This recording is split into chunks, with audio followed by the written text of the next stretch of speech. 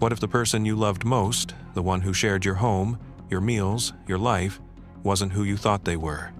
In 1979, in the crowded hills of Ramallah, a young woman appeared with a story that sounded plausible enough. Her name was Layla Haddad. She said her parents had fled to Jordan during the 1967 war, that she'd grown up in Amman, and had come back to trace her family roots. She spoke Arabic with a soft southern accent, wore a silver cross around her neck, and carried herself like someone used to watching before speaking. People liked her immediately. Within months, she was renting a small room above a mechanic's workshop run by a man named Omar.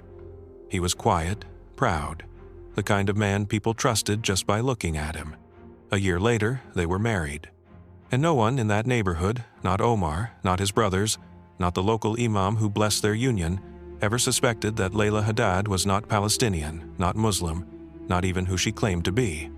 Her real name had been erased before she ever crossed the border. In Tel Aviv, she was known to her handlers only as Yael K. Her mission file classified as Deep Infiltration, Category 6, Full Legend Assumption.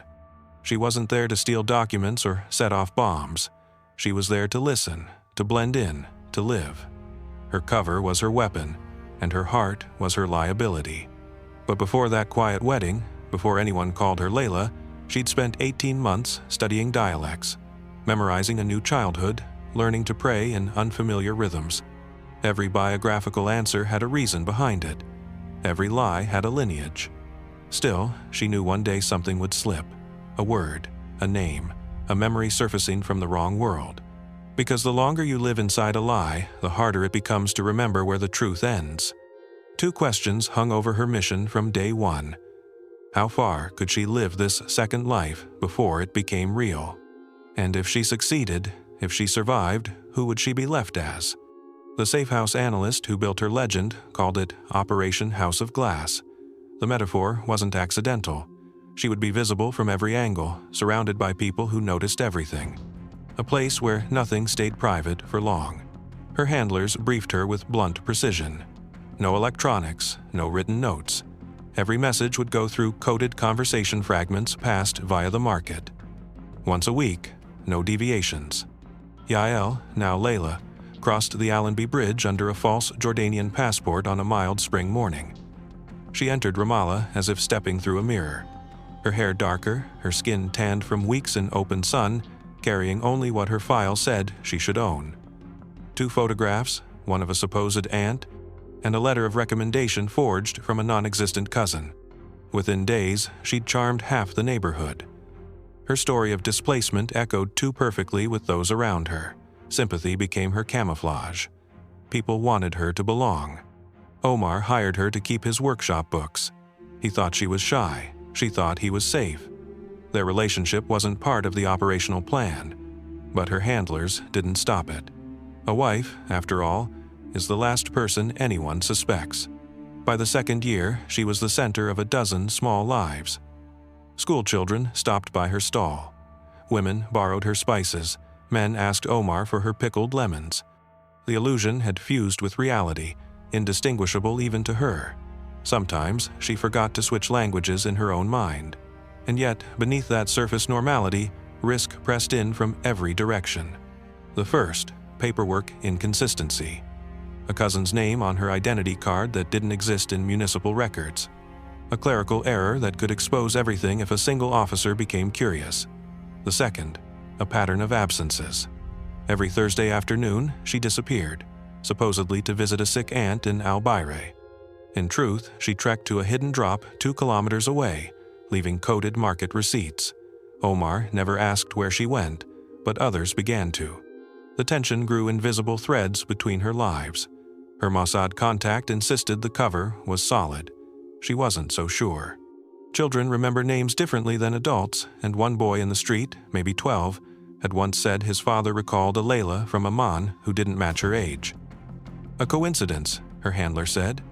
But coincidences could shatter glass. Late one evening, after Omar had fallen asleep, she sat in the courtyard, staring at the stars. She caught herself whispering in Hebrew without realizing it, murmuring a line she hadn't spoken in years. Their child, only 18 months old, stirred in the next room. She froze, listening, terrified that a word might become a trace, that memory might betray muscle. There was another cost rising quietly beneath all this, the erosion of self. Her real name existed only inside classified files. Her parents back in Israel had been told never to mention her again. Every photograph, every reference had been scrubbed.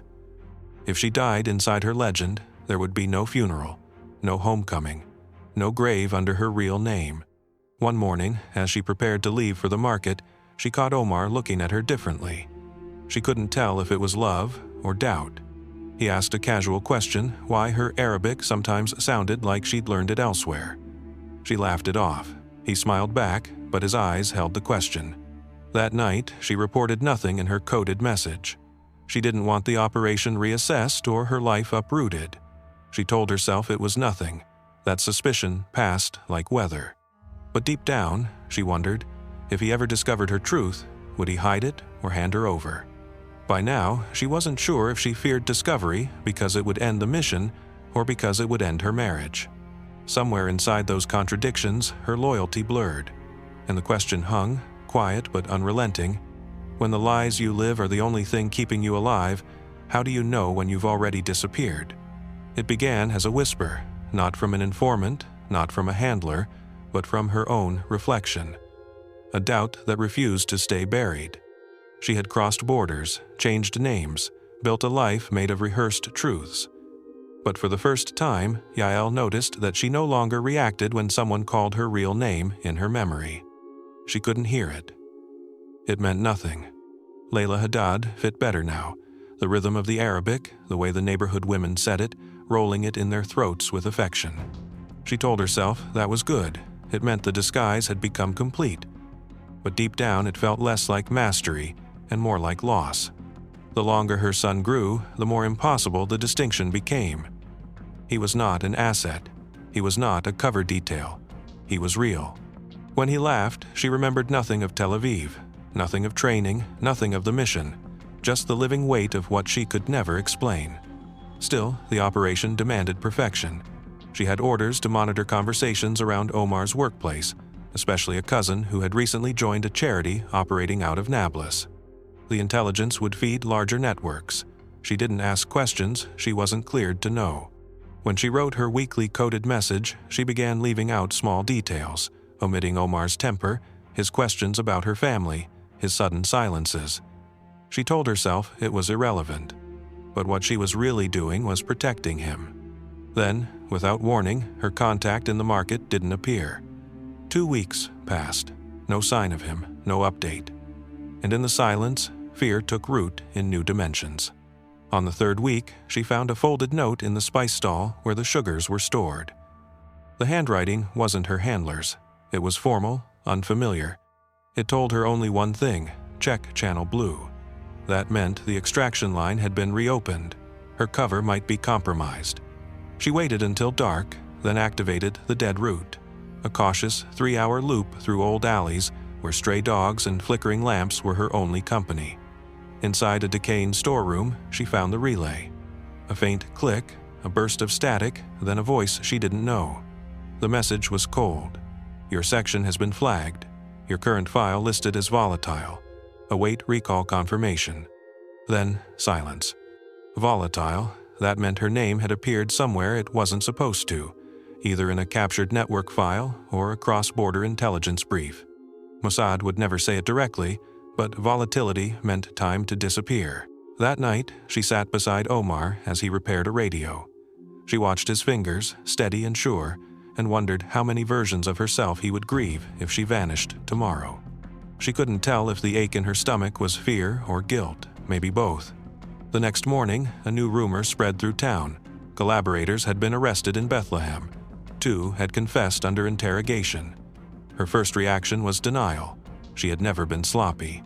Then she remembered the missing contact and the strange note. Someone, somewhere, had started pulling her threads. And yet, she had no proof, no order to leave. Nothing but a single coded word, volatile. A week later, a half-burned car was found near Nablus.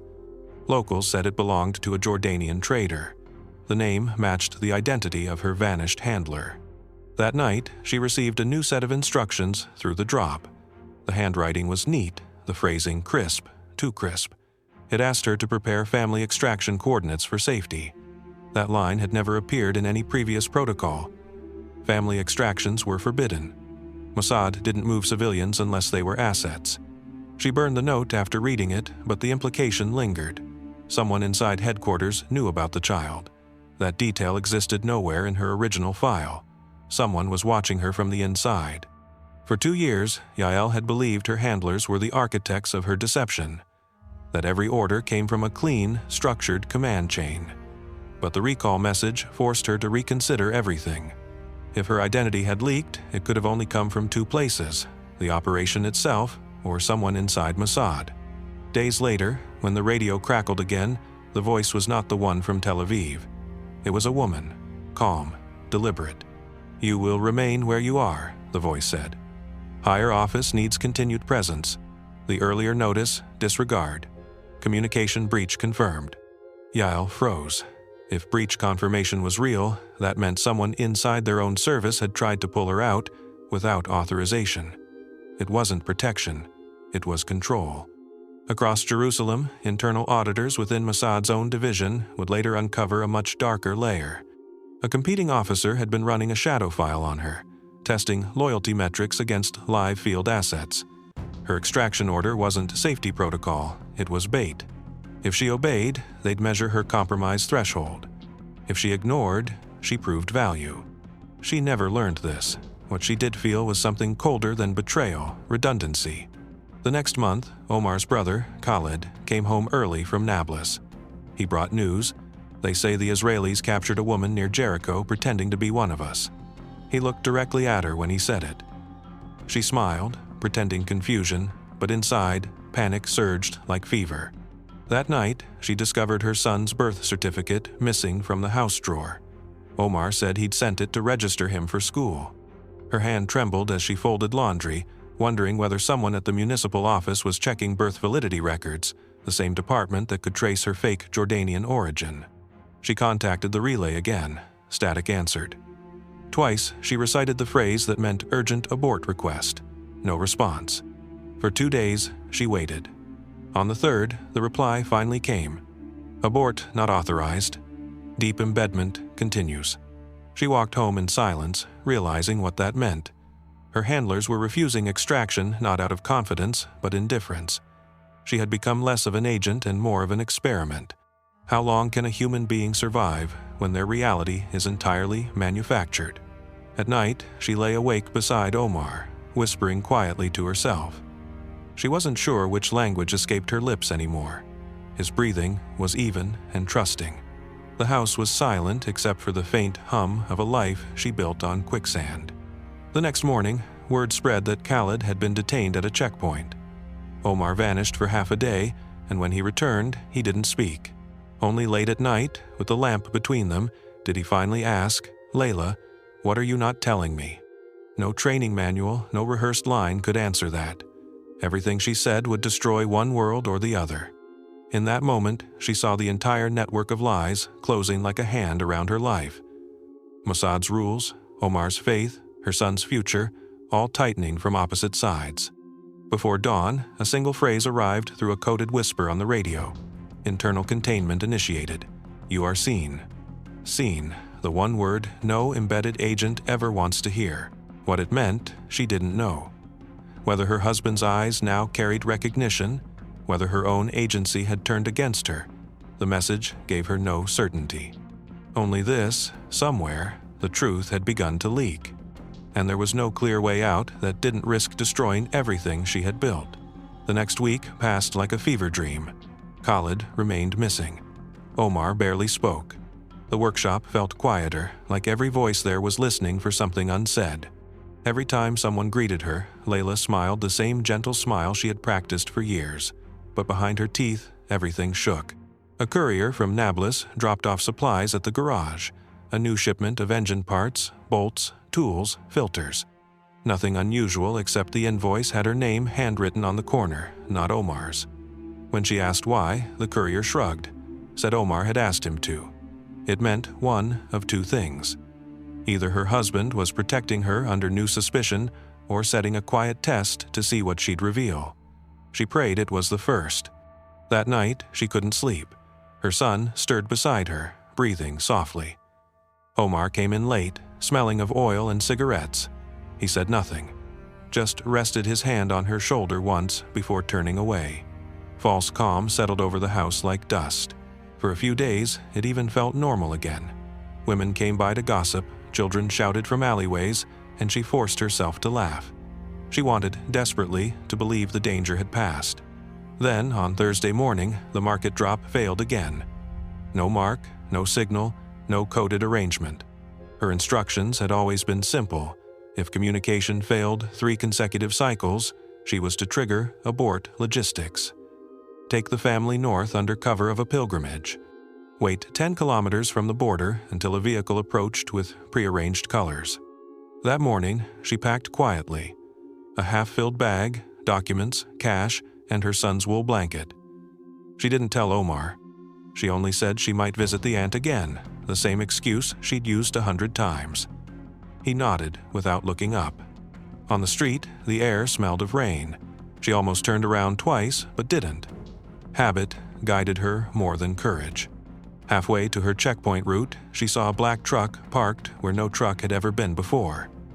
2 men sat inside, one reading a folded newspaper. They didn't look at her. That was what terrified her most. She slipped into a side alley and walked fast toward the bakery. She told herself it was coincidence, that the mind invents patterns where there are none. But everything she had learned warned otherwise. Still, hesitation can be deadlier than pursuit. She forced herself forward to the second rendezvous point, a small tea shop run by an old woman with stiff hands and poor hearing. She waited there for an hour. No signal. When she stood to leave, a voice called her name, Layla. Her heart jumped. It was Hassan, Omar's cousin. He looked pale, out of breath. Said he'd been looking for her all morning. Omar is worried. He thought you might have gone to the hospital. Her throat went dry. Why? Hassan shrugged. Your brother came looking for you. The words almost made her collapse. She had no brother, which meant someone had appeared, claiming that role. A breach in the outer legend. Someone testing names. She let him walk her home, pretending calm. Inside, she rehearsed explanations. Some relative from Amman, misunderstanding. Wrong address. But Omar was waiting in the courtyard, arms folded. There was no anger, only exhaustion. He said you changed your surname, Omar said. That your family never left Jerusalem. She opened her mouth to answer, but discovered she couldn't remember what her current backstory was. Her mind blanked. She saw both versions of herself flicker and collide. It's a mistake, she said finally, too quickly. You know how people talk. He didn't argue. He just looked at her the way he might look at a cracked wall, something once strong that could now fall with a touch. That night, she made the decision to leave. Not an official abort, not by order, but by instinct. She told herself it wasn't betrayal, just survival. The plan was simple. Cross at night toward the northern ridge. Wait for contact at the border road she'd memorized years ago. She packed again. Documents, money, her son's clothes. But when she turned to wake him, he wasn't in bed. She ran through the small house calling his name. Omar appeared from the doorway, holding the child. Where are you going? She froze. Words tangled, truth pressed at the edge of her teeth, desperate to speak, but the lie was too deeply set. It's not safe here, she said. I heard rumors of searches. I wanted to get him away. Omar looked at her, then at the papers in her bag. You have another passport. She didn't respond. Silence stretched until it broke everything that had once been soft between them. Who are you? He said. Not shouted, just asked, like a final question before a confession. She could have told him then. She almost did. That was the false start, the moment to end the deception cleanly. But instead, the old training seized her tongue. She told him she was working for a relief organization, helping displaced families. That her papers were emergency travel permits. Half-truths, enough to sound believable, enough to postpone collapse. He didn't believe her, not entirely. But he said nothing more. He simply handed her the child and turned away. At dawn, she stepped outside. The street was empty. 2 blocks away, the black truck was gone. Relief flooded so sharply it felt physical, almost dizzying. She told herself the danger had passed, that Omar's silence meant understanding, that the failed market contact had been administrative chaos, nothing more. That was the false release, the illusion of safety that always comes before the punishment. The next afternoon, Omar's brother reappeared. He seemed different, polite, distant, almost formal. He said he was going to Jerusalem for a few days, asked if she needed anything. When he left, she went through her drawers and found that one of her forged identity slips was missing, the one that linked her Jordanian persona to the Ramallah address. A small gap, but fatal if discovered. Someone had touched it. Panic rose quick and sharp. She turned on the radio channel again, repeating the phrase for urgent extraction even though it had already been denied. Static answered her once, twice, then a voice, faint, male, familiar. "You were told to remain." She stopped breathing. "They know about me," she whispered. The voice replied calmly. "Then stay inside the knowledge. That's how legends survive." She didn't understand what it meant. "They'll kill me," she said. "No, they won't. Because they need the story more than they need the person." That was the last transmission she ever received. The next few days folded into hesitation. She began making small mistakes, forgetting where she placed keys, greeting neighbors in the wrong dialect, hesitating before prayers. The lies that had once protected her now wrapped around her throat. Then came the near abort. She went to the bus station, child in arms, cash in her pocket. 1 ticket north, 1 chance left. But as she watched the road vanish under heat waves, something pulled her back. Maybe it was the thought of Omar, or maybe the realization that crossing alone would make her son stateless forever. She couldn't do it. She stepped off before the bus moved. That delay sealed everything. That same evening, local militia raided part of her neighborhood looking for foreign agents. She watched from her window as they searched 3 doors away, close enough to see faces, close enough for a heartbeat to feel like an alarm. When it was over, she didn't know whether she was lucky or simply postponed. No one knocked at her door, no one shouted her name. She poured water with a trembling hand, realizing that this was what living inside exposure felt like. Not a chase, just the endless wait for discovery. Omar never asked again who she was. He didn't need to. Some part of him had already decided something quiet, irreversible. The next morning, he left early for work. He kissed their son goodbye, but not her. She almost called her real name after him. Almost. Then stopped. Because maybe he already knew. Or maybe he didn't. And that lingering, not knowing, that thin thread between survival and confession, was all that still kept her alive. Morning came with the kind of silence that felt staged. No shouting in the street, no market noise, just stillness pressing against the house. Layla, Yael, moved through her kitchen without sound, every breath timed between creaks in the walls. Omar had left before sunrise. The workshop door slammed gently, like a coded goodbye. At first, she thought the quiet meant safety. Then she noticed the little details that people miss when they're in shock. The radio was gone. The drawer, where the false passports had been hidden, was half open. The child's birth certificate vanished again. She stopped pretending it was coincidence. Someone had come through the house. But the work was careful, deliberate, almost respectful. No vandalism, no threats, just absence, curated. She waited 3 hours before stepping outside. In the street, men were talking near the corner. One looked at her, nodded politely, then turned away too quickly. Every motion carried invisible weight. When she reached the market, her usual vendor served her with rehearsed calm, as if being observed. That's how she knew the surveillance net wasn't Israeli anymore. It was local, personal, and it was closing quietly. That night, Yael wrote a final message, knowing no one might read it. "I'm still inside. Signals compromised. Do not extract. Status unclear." She didn't send it. She burned it behind the house, the flame catching a moment before dying in the wind. 2 days later, news spread that Khalid's body had been found near the checkpoint. A single bullet wound. Official word blamed Israeli intelligence. The neighborhood murmured something vaguer, betrayal within. There was a brief funeral, sunlight too bright for grief. She stood behind the women, veiled, holding her son. Omar didn't look at her once. That night, when he finally spoke, his voice was dull. They said he talked to someone, that he was followed, that he was protecting you. She closed her eyes.